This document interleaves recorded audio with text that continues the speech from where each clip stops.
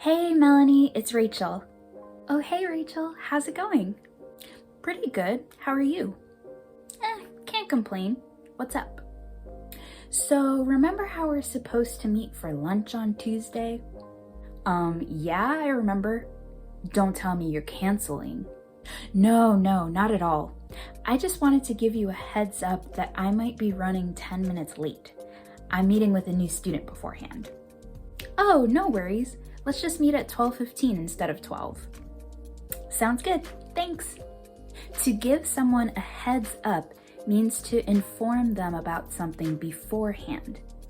So instead of showing up late without letting Melanie know first, Rachel decided to give her a heads up so she would know in advance that she would be running late. If you enjoyed this video, please give it a like. And if you'd like to see future videos on English idioms, please hit that subscribe button so you don't miss my next video. Thanks for watching, and I'll see you next time.